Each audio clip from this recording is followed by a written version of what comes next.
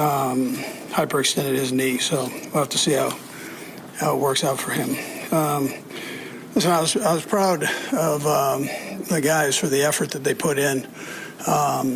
We just, I put the guys offensively in a tough position with the fourth downs, trying to stay aggressive with it. I take full responsibility for that. And there are opportunities that you've got to take advantage of. You're playing a good football team in the Texans, and you've got to make sure when you have opportunities to make plays, you make plays. And we were short just a little bit there, but I thought defensively we played a very sound football game, especially that second half. Chris Jones and Bolton leading the way, and there was some fine football there.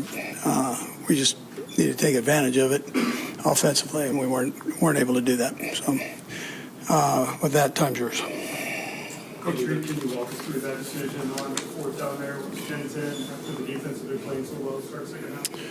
Yeah, so I thought we could get it. That was the decision. I was confident we could do that. So it's important that you take advantage of opportunities. I thought it was an opportunity. I was wrong, no. I mean, hindsight, it was wrong. We've been pretty good on fourth downs. So,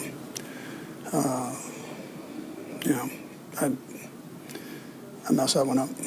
And you guys have been really good on fourth downs with Cream in particular. Obviously, you'd already used him three times with short yardage. Does that factor into your decision to do something different there? Well, it was a little similar to last week, when we threw the ball to Wiley there, so we felt we had run it a couple times, so came back and we thought we had an answer with it, and didn't work out.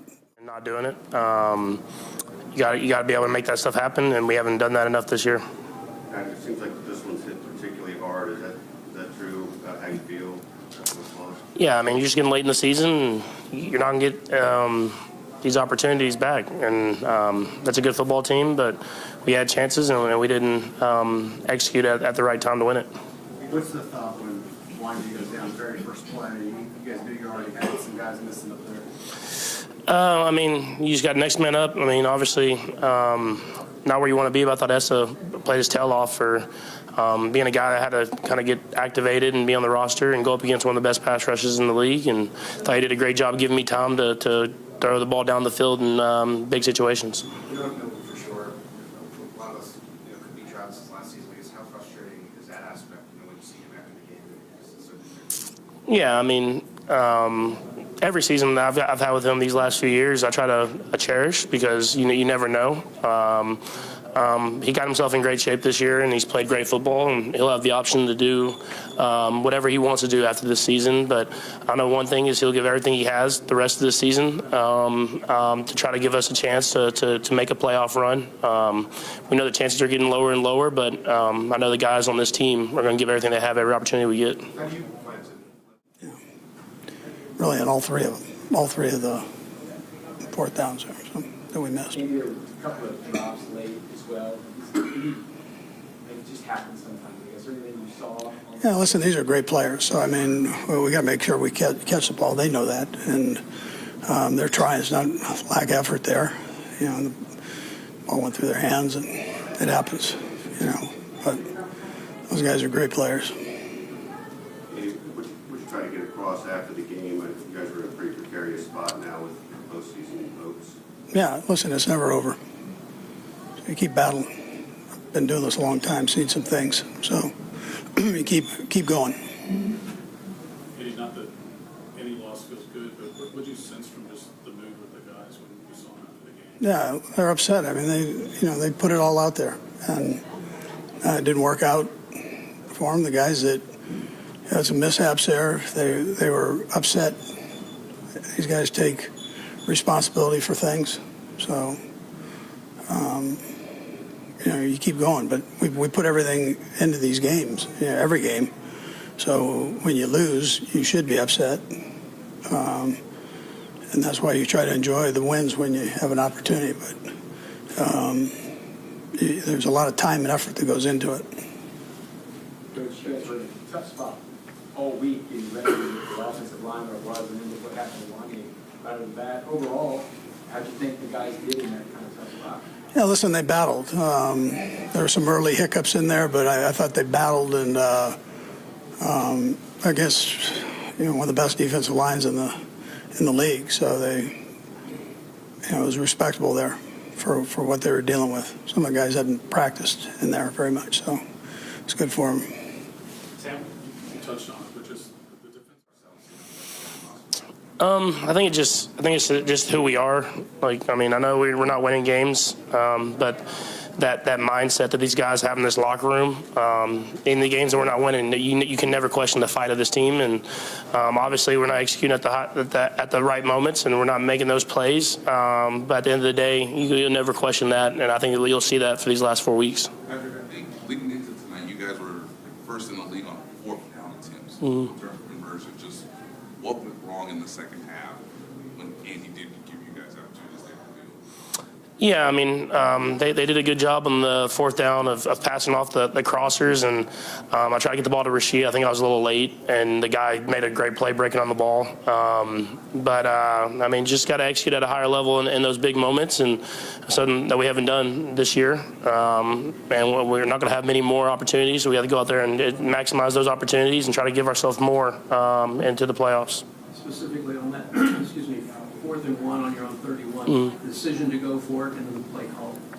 Yeah, I mean, Coach Reed believes in us. We've executed on that in that same situation several times this season, and they did a good job of passing the crossers. I wish I got to Rasheed a little bit earlier, or if I could have bought a little bit more time. In hindsight, probably try to hit Trav over the top of the defender, but I mean, he made a good play. They made good plays today, but I'll never question the decision to go for it because I believe in the offense and who we are. What do you say the next 4th down? The first 3 drives were Houston 3 and out. I think it was 4 drives that they did 3 and out. What did you just see from adjustments you guys were able to make? Yeah, listen, I thought that second half, it was good. Really, throughout most of the second half, we did a nice job. First half, they extended a drive for a score on a penalty, and that I thought was a pretty good play. Initial thoughts as far as what Esapolea was able to do stepping in for one game? Yeah, so he's the one that probably didn't practice much in there. Limited time, and he stepped up and was asked to play a crucial position at a crucial time, and I thought he did a respectable job. Now, it wasn't perfect, but it was good enough. Last one, Todd. You sit there and watch football and let you see something that you've never seen. I don't remember seeing can you just take us through what happened when they said the first down and the replay review and then you had to throw the flag and they fixed it before? What was... That one they goofed on. I mean, they said it, that they mishapped on their replay. So, but they corrected it. Because, they gave that back to me, so we were okay. Thanks, Coach. Bob with that one for your second. What do you say to the guys to try to keep them engaged, or what do you say to a pro like Travis in that moment when you?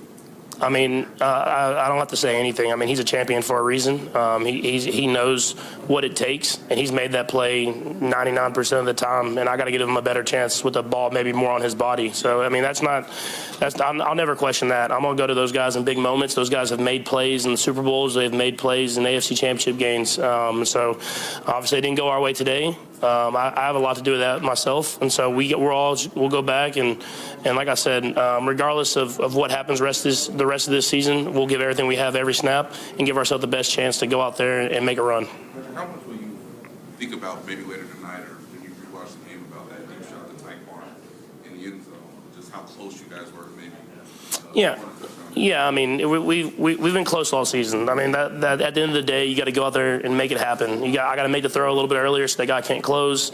We got to make those plays. We got to score touchdowns in these moments, and we got the talent, we got the heart, but we have to go out there and execute it. And until we prove it, we'll come away with losses. So I mean, like I said, I know we're going to give everything we have. We'll give ourselves a chance and see what happens. Defense and get after it. What do you make of where you guys are right now? We're 6-7. We got 4 games left. We can finish the season with 10-7, and we can have a shot for the playoff. If the cards fall in the right place. So we control how we finish the season. We can finish strong, and God willing, we can find a way to get in the playoffs. Chris, obviously, the locker room, that's the expect things. How do you feel like uplift some of these guys, just considering the circumstances? We still got an opportunity, man. Even though it's a slim opportunity, we still got an opportunity, and we got to finish strong.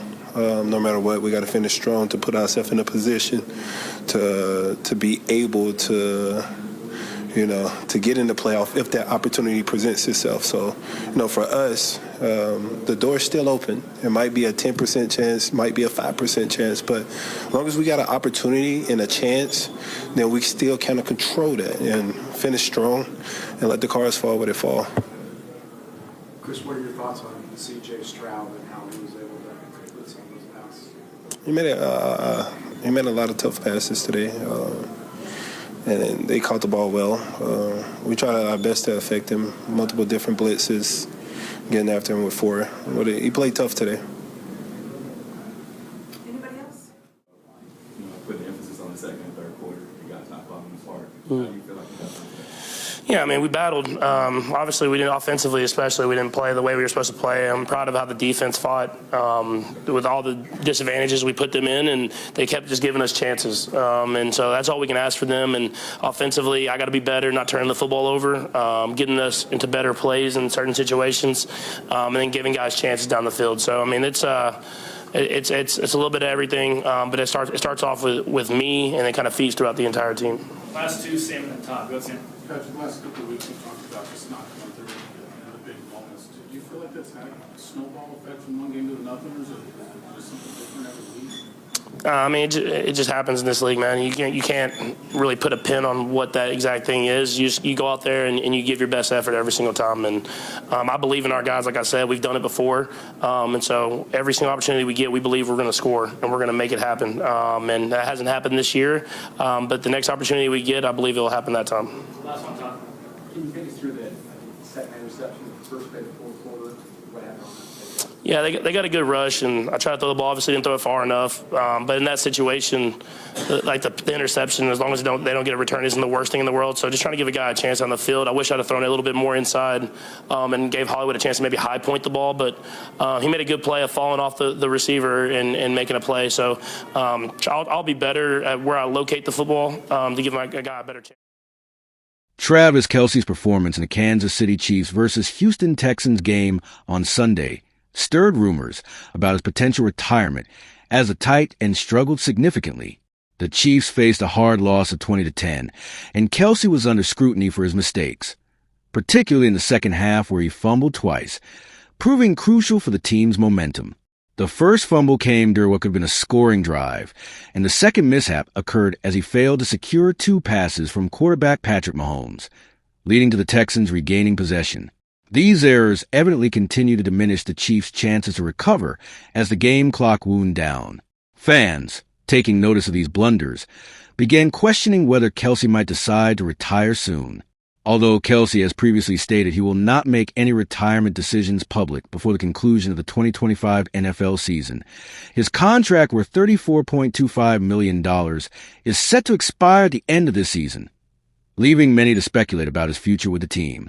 Kelce has tackled this subject in past discussions, notably during a press conference on November 21st, where he expressed how the dynamics of the league could affect his choices. The star athlete narrated how observing his brother's journey through similar situations influenced his perspective on retirement. He revealed the importance of timing, stating, "The season kind of restarts in April. I want to give the Chiefs a good opportunity, whether I come back or not." Kelce emphasized the need for him to decide early, ideally before the draft picks and free agency kickoff. He recognizes that his decision impacts the roster-making process of the Chiefs, asserting, "I won't be thinking about it until then." As rumors swirl, both fans and analysts remain eager for any clues regarding his future. While Kelce remains focused on helping the team, the uncertainties around his retirement plans linger. New information could change receptions quickly, so stay tuned as we provide updates on this unfolding situation. If you're enjoying this update, consider subscribing for more insights and stories. As the season progresses, The question of whether this performance marks the decline of such a pivotal player in the Kansas City offense becomes increasingly palpable. With conversations regarding his contract and rumored retirement heating up, every game will be viewed under a microscope. The NFL, after all, can be brutal, and injuries are common, adding another layer of concern regarding a player's future. Each time Kelsey steps onto the field, fans will now watch not just for his performance, but also for hints about his commitment to the game. While some speculate about younger talent eager to step up and replace veterans like him, Kelsey's experience and skill cannot be easily dismissed. His ability to engage fans and lead in critical moments has been a hallmark of his career. Whether he decides to retire soon, complete his final season, or sign an extension, the Chiefs' future will hinge on critical decisions ahead of them. Unpredictability is part of the game, and with talented receivers at the Chiefs' disposal, it's clear that the franchise continually evolves. The tight end's next moves may not just affect his prospects, but could also realign various components around him. The landscape of the NFL shifts frequently, with fresh talent emerging every year, indicating that every player must strategically plan their careers.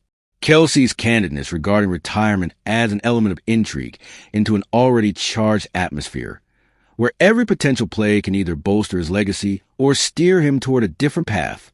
One critical takeaway is that while his performance may trigger concerns for fans and critics alike, his dedication to the game remains unwavering as he seeks to support the Chiefs' ambitions this season.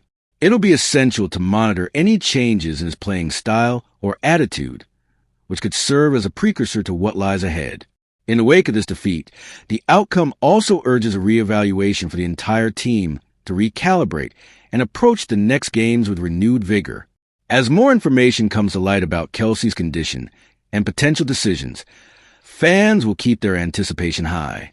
Make sure to click that subscribe button and stay updated on all developments regarding Travis Kelce and the Kansas City Chiefs. The stakes are indeed high as the season moves forward, with each game representing a significant chapter in not just Kelsey's career, but also in the overall journey of the franchise.